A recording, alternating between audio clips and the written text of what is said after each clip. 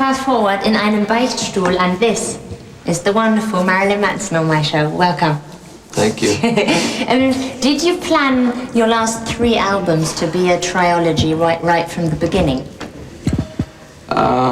When I wrote Antichrist Superstar, it was inspired by a dream of kind of seeing myself where I am today. Yeah. So when I finished it, I knew to make that dream come true, I had more work to do personally and musically. So I started working my way backwards to the beginning after that. So in a sense, the story wrote me. I didn't sit down and think I was going to do it, but then I felt compelled to. Yeah, and at the time of Antichrist Superstar, did you already roughly know what Hollywood was supposed to sound like, or what sort of theme it was supposed to have? In a sense, but in another way, things kind of worked on a subconscious level.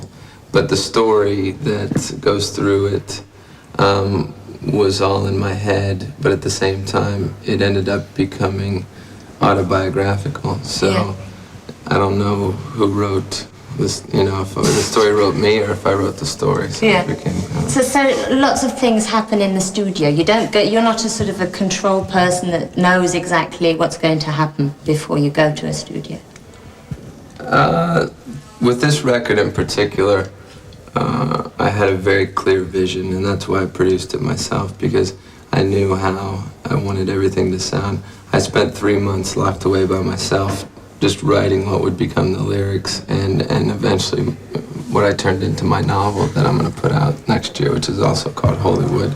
Yeah. And I knew every detail of how I wanted everything to sound, so this record was the easiest to make. It took a while, only because I had a lot of detail to put into it. Yeah, and I realized that this album now sounds much more disturbing and sort of, how do you call it, that mixes up your feelings much more than Mechanical Animals. Why would you say is that so? Well, if I could describe how the 3 tie together, it's a story about, much like Adam in the Bible, someone who is very naive and innocent in a way, and wants to fit into this world that doesn't really want him. And they spend their whole life fighting to fit into this world, this perfect world, which I called Hollywood. And when you finally get there, you realize that all the people around you are the people that hate you and beat you down in the first place. So that will make anyone angry. And in this case, the anger turns into a revolution. And the examples of people that I drew inspiration from were Christ and Kennedy and John Lennon, because they were all people who tried to change the world. Yeah. And you find out, you know, you can only really change yourself. But in this case, and with what I tried to say on Mechanical Animals, was that the revolution not only doesn't work, it becomes turned inside out and made into a product. Yeah. And that happened in my real life. A lot of people wanted to take what was important to me and make it into something commercial, something just to sell. Yeah. And then I've come full circle back to where my dream started, and I'm faced with the choice of whether I let that destroy me or I destroy everything I've become and, you know, resurrect myself as something different. Yeah. And by finishing all 3 records, that's what I did. Yeah. So. And do you think people didn't quite get the humor on the last album? Well, it's complicated because I think people will understand it more now in the context of the 3. But I was trying to,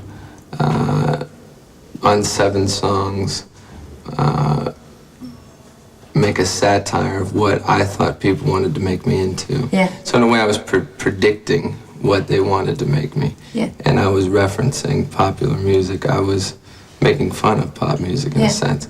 And the other 7 songs on the record were more about the real isolation and emotional pain that happens when something that's important to you becomes exploited. So Yes. it was a complicated record to understand. Yeah, well, and the humour is quite complicated, obviously, because it's not that obvious. Because I'm a cynical bastard. Yeah. Would you say that there's humour in the new album? There's some irony. Yeah. For example, the love song. I started with just a simple title, and I wanted to make that something ironic.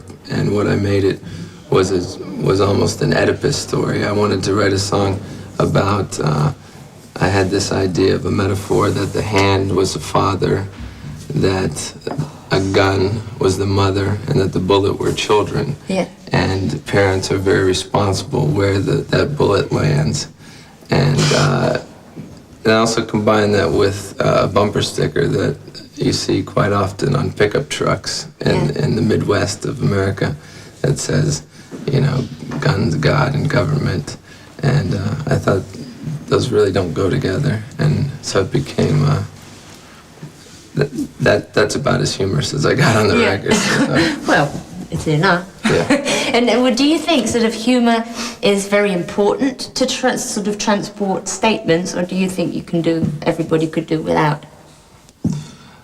You can never take yourself too seriously. Yeah. Or you become self-parody. Yeah. Without knowing it. Ja. Okay, dann zurück bei Fast Forward mit Marilyn Manson in der Kirche. I have heard rumours that you want to make a film and a book to the new album. Is that true? Well, I wrote a book which is called Hollywood, and it tells the story that I described to you earlier about how the three records tie together in a much more detailed traditional novel, and with characters. And the book itself can stand on its own if you've never listened to the music, but if you read the book with the records in mind, it gives you kind of a greater understanding of what I was thinking when I wrote the songs. Yeah. But I put the idea of the film on the back burner because too many people wanted it to be much more commercial than I was looking for. Okay. So I'd rather that the story was told first, and if it becomes a film, that's fine. There is a disadvantage to movies, though. I love film, but if you show somebody something, it's only one vision. Yeah. The person who creates it. But with a book, you know, people see it in their their head, own and world. Yeah. I think it's more imaginative. Yeah. Yeah, that would be my next question. What do you think is stronger, music or films or books?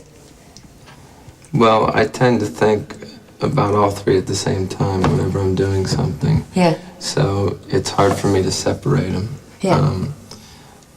But I think that books obviously came first, and I think that they've lasted, and I think it's important that people don't get too lazy and that they continue to search for knowledge. Yeah. By reading. That's God knocking, by the way. Yes.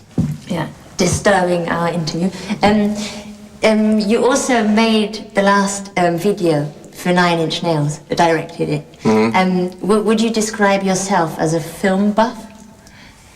Absolutely. You know, there's a lot of different things that I have plans. I started an entertainment company to have another outlet. I have a record company which I signed a band called Godhead, which will be coming out soon. And I've also have a television show that I'm trying to develop that's a psychological thriller.